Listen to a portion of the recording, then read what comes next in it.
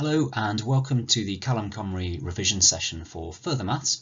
My name is Matthew McMillan. I'm a teacher at Christ College in Brecon, and in this session we're going to be looking at hyperbolic functions. Now, because the hyperbolic function section of the specification is quite large, I'm actually going to split this into two different sections. So in this session we're going to look at this top part from the specification, just the general definitions of a hyperbolic function. And then we're not going to look at how to differentiate and integrate in this section. We're going to look at the inverse of the hyperbolic functions along with their domains and ranges.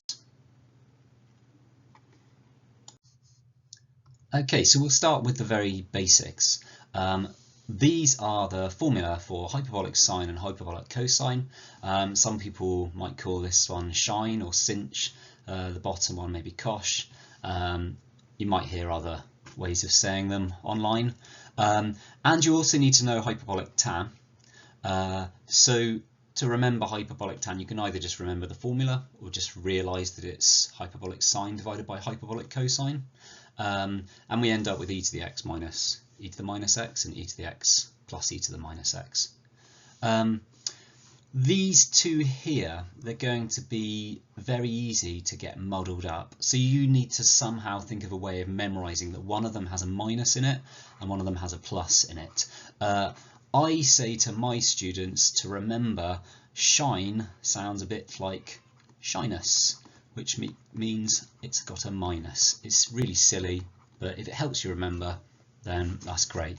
We could also do 1 over hyperbolic sine, 1 over hyperbolic cosine and 1 over hyperbolic tan, and that would give us obviously hyperbolic cot, hyperbolic sec, hyperbolic cosec. But those are the functions you need to learn the exponential definition of all three of them. Now let's just have a look at where these actually come from. So we have a cone of light on the page at the moment, and that is creating a circle. If we move the cone of light to the right slightly, we get an ellipse, so this is another conic section. If we continue a little bit more and take the cone of light so it kind of shines off the page like this, eventually when we get to this stage we get a parabola. So this is one that you'll be aware of, maybe x squared is what you might know it as, and then if we continue a little bit more, we get a hyperbola. So this is a graph that you might recognise the shape of, a reciprocal graph, and this is kind of our starting point. We have a hyperbola here, and I can rotate this graph kind of left or right. If I rotate it kind of round to here, this is the graph that we're dealing with, and this is where our hyperbolic functions are defined from. So this graph is x squared minus y squared equals 1.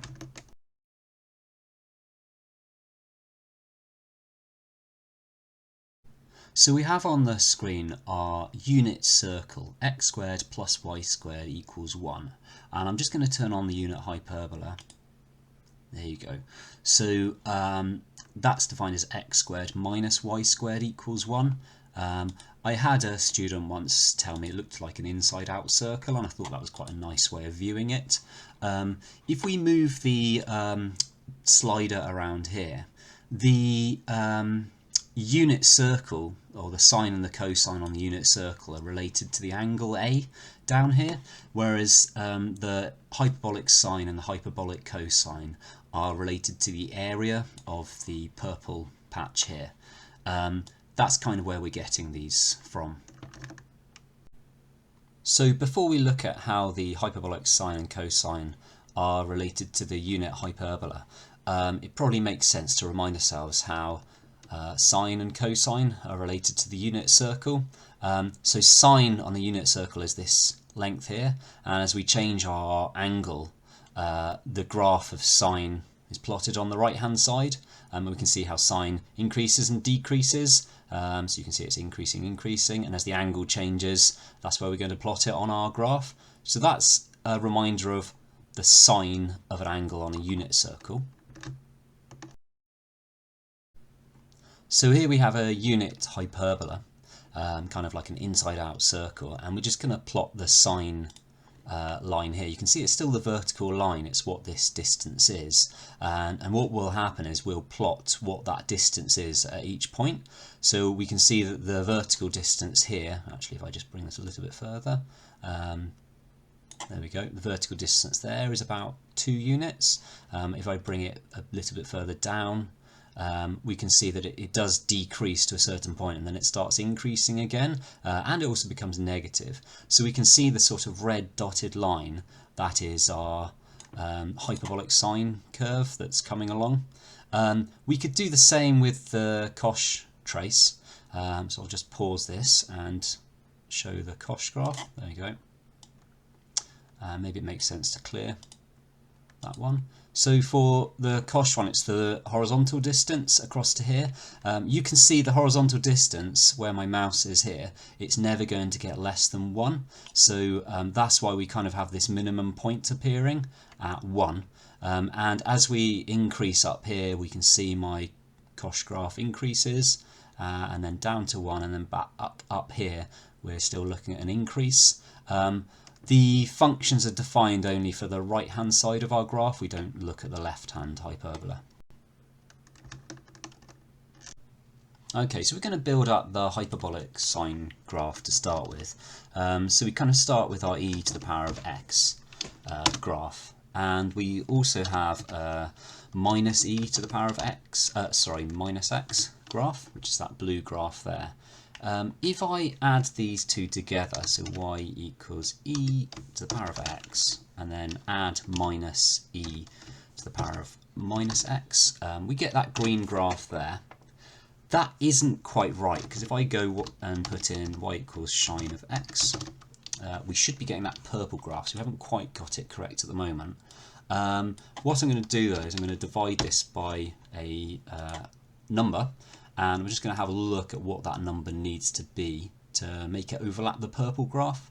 So if I change this number to a 2, which I know is the correct answer, that now overlaps my purple graph, and we can see I can see that the purple graph and the green graph are overlapping. We're effectively taking the average of e to the power of x and negative e to the power of negative x. That creates our sine curve. Let's do the same with the cosh one. So that's going to be a plus. So now we're kind of adding these two guys together, and I know that it's going to look like this: y equals e to the power of x plus e to the power of negative x. Again, that's not quite correct, is it? Because I know that my graph for cosh looks like this. Oops. That blue one there. So again, I need to divide all of this by 2, and now they're overlapping with each other. So we kind of we're taking the average of e to the x and positive e to the minus x. So that's how we're getting our two sine and cosh graphs. So we've looked at where the hyperbolic sine and cosine come from, and we've also looked at how the exponential definition kind of creates that graph. Haven't really gone into much detail with exactly where it's coming from. That is a little bit beyond the scope of the course. There are plenty of videos online, you can go and look them up if you're interested, but for speed I want to just continue. You need to know what the graphs look like. So on the screen now we've got hyperbolic sine. You need to know that the domain and the range basically can take any real value. For the hyperbolic cosine, for the domain, we don't have to restrict the domain. That can be any value. But the range, you can see, the graph is stopping at 1. And it's a firm limit there. We can get 1 as an answer. Something just to think about here is when we're solving an equation involving sine, let's say it was sine, where does it equal where does shine equal 3, we're going to get an answer kind of here, which I don't know is going to be somewhere down here. We're only going to get one answer, whereas with hyperbolic cosine, if we said where does that equal 3, we're going to get two answers. We're going to get one here and one here. So remember that when you're solving equations, one of them is going to give you one answer, the other one's going to give you two solutions, although sometimes they'll specify in the question which one they want. The other graph that you also need to know is the tan, or hyperbolic tan graph. So that one, the domain can be any real value, and then for the range we're going up to 1 and down to -1, but we cannot ever reach 1 and -1. From the specification, you need to know everything that is on this screen here. Okay, you need to know the definition, the exponential definition, and you also need to know the graphs and the domains and the ranges, plus how to sketch them. So trigonometric identities have a corresponding hyperbolic identity, and all you do is you replace the cos for hyperbolic cos and the sine for hyperbolic sine, except if the identity involves multiplying sine terms, and if the identity involves multiplying sine terms, then you have to negate the part that involves the multiplying of the sine terms. For instance, if we just sort of look at this first one here, usually that's going to be sine squared plus cos squared equals 1. But because we're looking here at multiplying a sine by a sine, sine x times sine x, the rule is that you negate that. So I can see here that the hyperbolic sine has become negative hyperbolic sine squared. Anything that doesn't involve multiplying hyperbolic sine, you don't have to worry about that. We can see, because on the left hand side this is what the formula gives us, we can see we've got many of the hyperbolic identities given, but these ones down here, these are from the trig identity section, which is on the next page. So they are not the hyperbolic identities. We need to be a little bit careful, but we can use them as an identity. So for instance, you could replace that for hyperbolic sine and the identity should still hold true. I just need to be careful when I check over here, that's a sine multiplied by a cosine, so that would be a hyperbolic sine multiplied by a hyperbolic cosine. That would be okay. Looking at this second one though, I'm just homing in on this bit here, because that's a sine, that would be a hyperbolic sine multiplied by a hyperbolic sine. That would then need to be negated. So the minus plus that appears in our normal double angle identity here, that's going to change to a plus minus. If you're thinking about where are these actually coming from, like why are we allowed to say this? Well, this first one, you could either think of it as just how we define the x and the y coordinates in a hyperbola. This is x squared minus y squared equals 1. Okay. If you want to check it, you could use the exponential definition for hyperbolic cosine and hyperbolic sine. So we could do e to the x plus e to the minus x over 2 all squared, and then do the same for hyperbolic cosine, and then just multiply it out and check that that's what you get. And indeed they might want you to do that.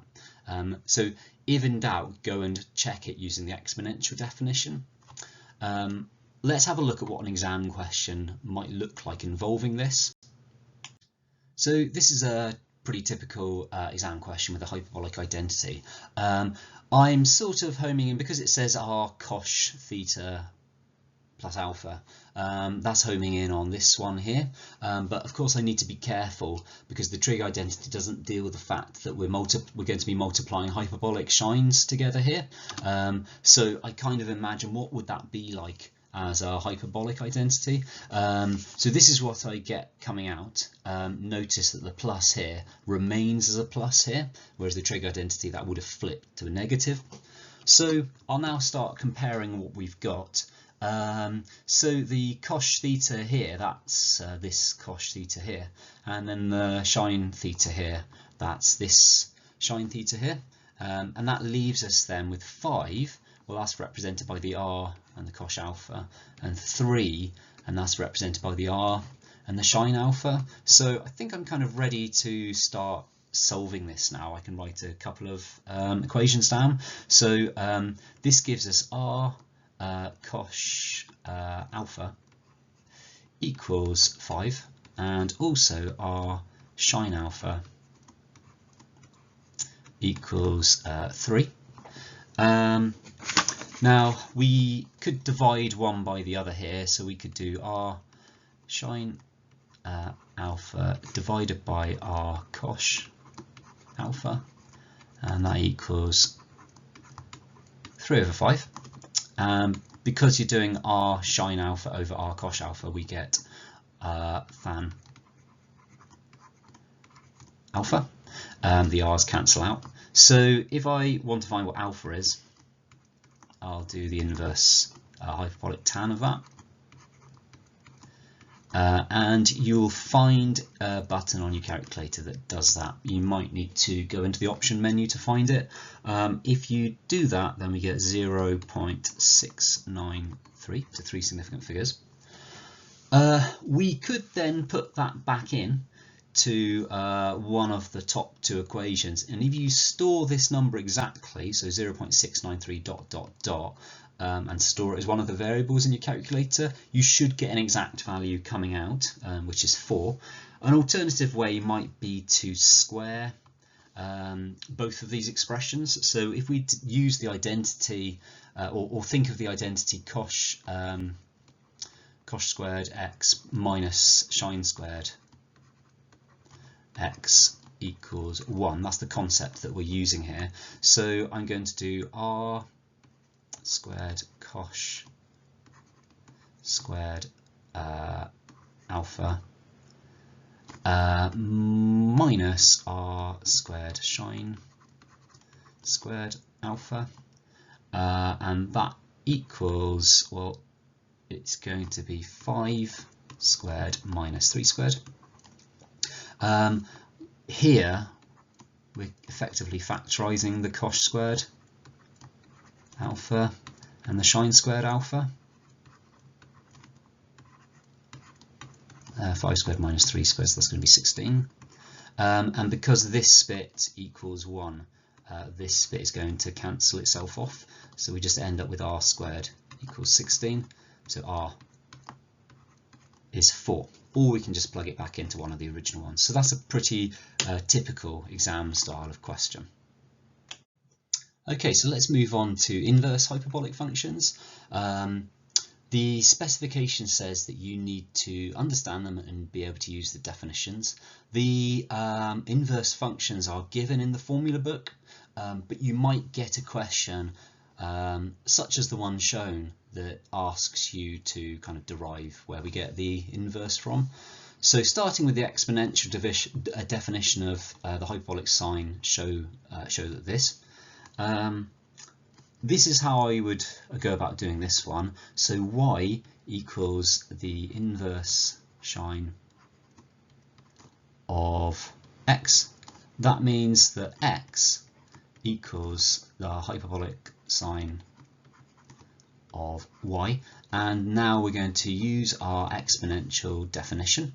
So x equals e to the y minus e to the minus y, all divided by 2. Let's just rearrange this slightly, so we get e to the y minus e to the minus y equals 2x. And what we're going to do at this stage is, because we don't like the e to the minus y, we're actually going to multiply everything by e to the power of y. That's going to give us e to the power of 2y. This bit is going to give us a 1, and this bit is going to give us 2x e to the y. And then if we pull everything to the left hand side, that gives us e to the power of 2y minus 2x e to the power of y minus 1 equals 0. So this is kind of looking quite quadratic-y at the moment. So what I'm going to do is I'm going to complete the square. So that becomes e to the power of y minus x all squared, and then we take away this bit squared, so take away x squared, take away 1. So I've completed the square at that stage. Then let's just rearrange this, so we get e to the y minus x equals x squared plus 1. That should be squared there. Then we're going to square root both sides, so we get e to the power of y minus x equals the positive and negative square root of x squared plus 1. And then the final little bit, e to the power of y equals x plus or minus the square root of x squared plus 1. Now at this stage you need to be clear what you're doing with the positive and negative symbol. You do need to show that it exists because you are otherwise losing part of your proof. But you need to reject the negative symbol. This bit here, if I just sort of home in on that bit there, if we know that the square root of x squared plus 1, that is going to be greater than x, that means that x minus the square root of x squared plus 1 will be less than 0. Not possible.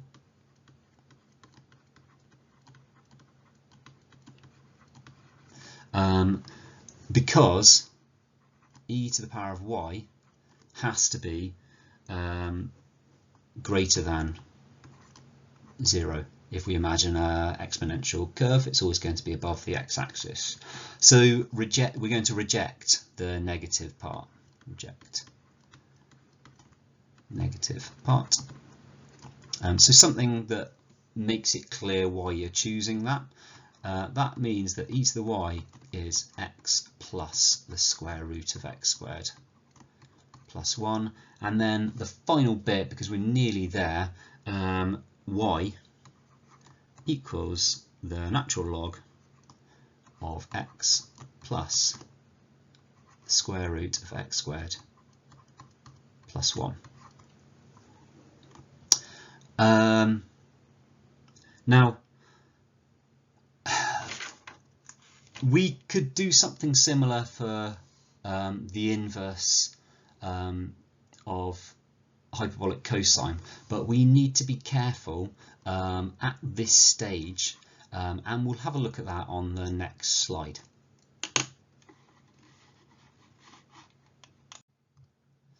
So for the inverse of the hyperbolic cosine here, if we go about showing that in a similar way to the inverse of the hyperbolic sine, we would get something like this: e to the power of y equals x plus or minus the square root of x squared minus 1. And then we would take the natural log of both sides, so we would end up with y equals natural log of x plus or minus the square root of x squared minus 1. And with the inverse hyperbolic sine, we had to discount the negative because it wasn't going to give us any solutions. This one would create a graph, but because our original graph, the hyperbolic cosine, kind of looks like that, and it's crossing at 1, if I reflect that in the line y equals x, so that line there, if I'm not careful, I'm going to get a graph that looks kind of like this, and that is giving us a one-to-many situation. So one input here is taking us to kind of many outputs. That is why we are restricting the values, restricting this, sorry, to a positive, otherwise we get this bottom half of the graph. Let's take a look at this on Desmos and compare both of them. Okay, so let's just have a look at these inverse hyperbolic functions graphically. So that's our hyperbolic sine. And to find the inverse of a function, you reflect it in the line y equals x, so that line there. If I show you the inverse of hyperbolic sine, we get that red curve, and that's the formula that we've just worked out.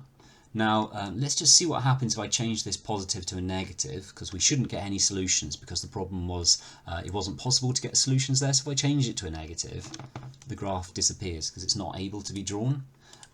Let's change that back to a positive, because we know it does exist there. And so our inverse hyperbolic sine takes us to that graph.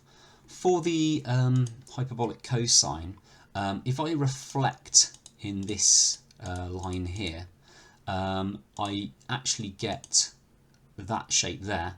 And what I said is that we basically don't want this negative part, so this black curve, I turn it off, or I don't want to include it. That's the negative part of it. We only want to include the positive part. If I do put a line on here, there we go, you can see it's sort of failing the vertical line test because it's meeting it at 2 locations, whereas if I turn that bit off, it's not failing it. Something to bear in mind when you are solving a hyperbolic equation involving the inverse hyperbolic cos is it's only going to give you one solution, whereas when I look at my graph here, my blue curve, there are actually going to be 2 solutions here. So this is only giving me the positive value, so 1.316, and it's not going to be giving us, so it's about there, it's not going to be giving us the one that's over here. Because of the symmetry, I can see it's just going to be the negative of that number, but that's just something that you need to bear in mind. The other thing the specification wants you to know is the domain and the range of the inverse hyperbolic sine function and cosine and tan. So for the inverse hyperbolic sine, the domain and the range are any real value. For the inverse hyperbolic cosine, we can see here that the graph is always positive. So the domain is any value of x greater than or equal to 1, and the range of values that we get coming out is any value greater than or equal to 0. You can see there, that's where the graph stops, and then it's just going to continue. For the inverse hyperbolic tan, we can see it's similar to how the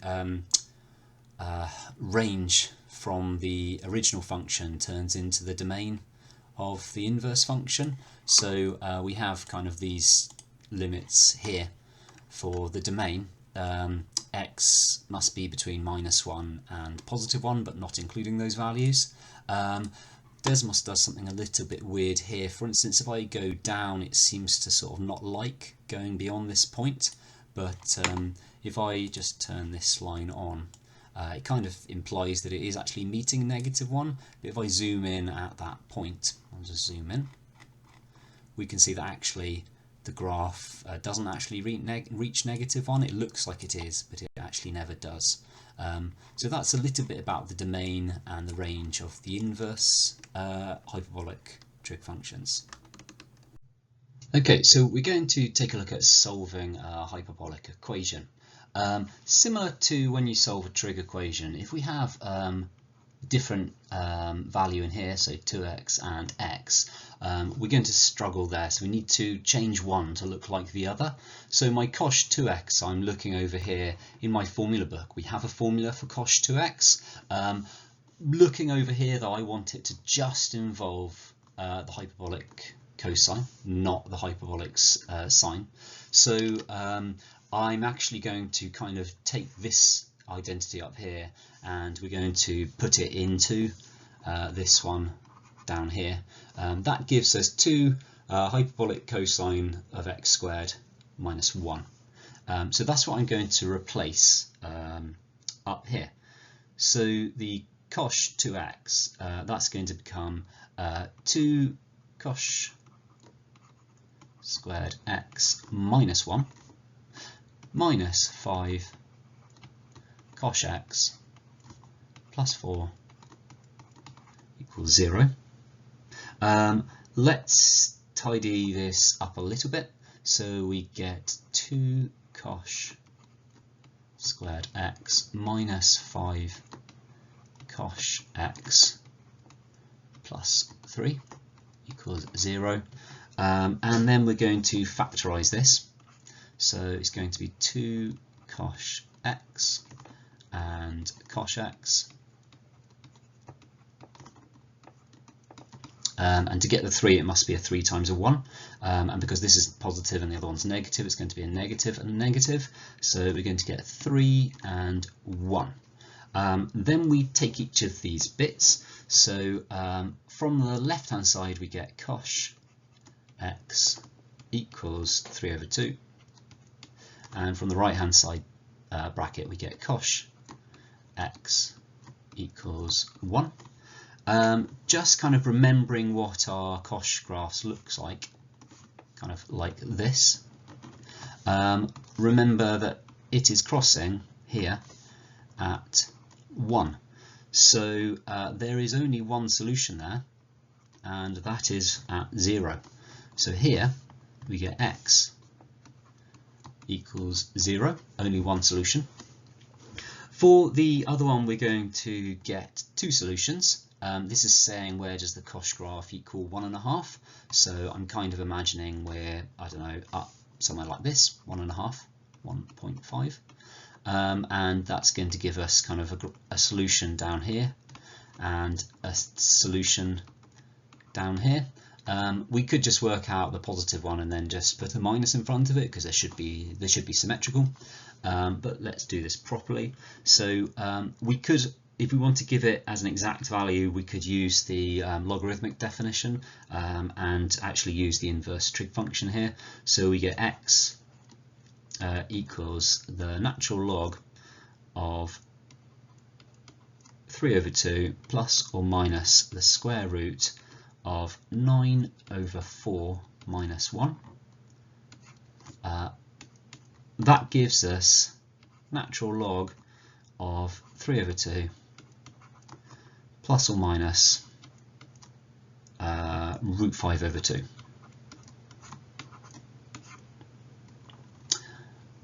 So that one is has got 2 solutions here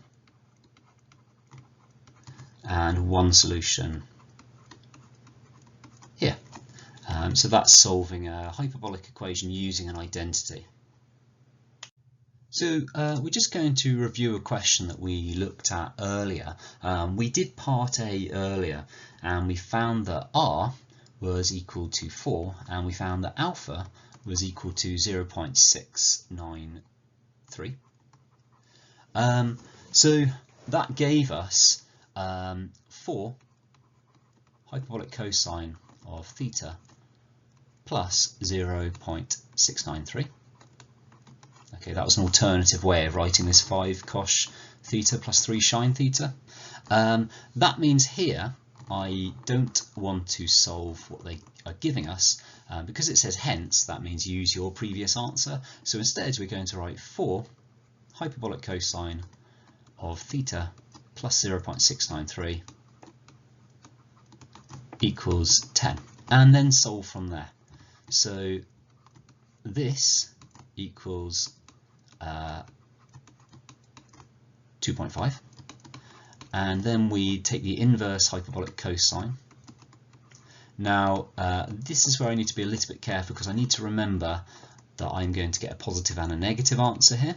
Because the inverse hyperbolic cosine only gives us a positive one. And then I want to subtract 0.693 from that.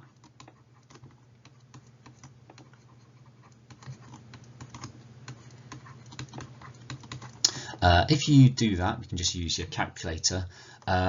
We're getting negative 2.26 and 0.874. Oh, 0.874. And it might be interesting to take a look at this graphically, so that's what we're going to do. So it's quite nice to look at graphically what's going on with that previous question. So if we take our hyperbolic cosine graph and multiply it by 5, that's what this green graph gives us. You can see the minimum point that was 1 has now turned into 5. If we take the hyperbolic sine curve and multiply everything by 3, that gives us this purple curve. And the question was saying we were going to add these two curves together. So the sum of both of these curves gives us this black curve here. We can see that it's very similar to what hyperbolic cosine starts off as. And so actually we could just play around with the hyperbolic cosine curve. Let's take these two off because we know that we're aiming for this black curve. And we're going to start with our hyperbolic cosine curve here. Now we worked out that the r value was going to be equal to 4, so I'm just going to sort of play around with that, and let's bring it up to 4. There we go. So that's now kind of the correct stretch factor. And then the a value, that was 0.693, so I can shift this left or right. So I'm going to shift it right, and I'm going to set this to 0.69. There we go. So we've transformed our hyperbolic cosine graph. We've stretched it by 4, and we've also translated it to the left by 0.693. Now, the actual solutions, that's where this blue line is meeting the black line. So the solutions we got were 0.874 and negative 2.26. So that's the end of the session on hyperbolic trig functions. We've looked at the exponential definitions for the hyperbolic sine, cosine and tan. We've looked at these formula and where we can find them in the formula book, and thought about the different identities and used them to help us solve equations. We've also had a think about the definitions for the inverse hyperbolic functions. So where do these formula come from? And also thought of them graphically, had a look at them and thought about how the domain and the range work for each one. And we've also had to think about why some parts of the graph are valid and why some parts are not. In future sessions, I would like to have a look at differentiating and integrating hyperbolic functions.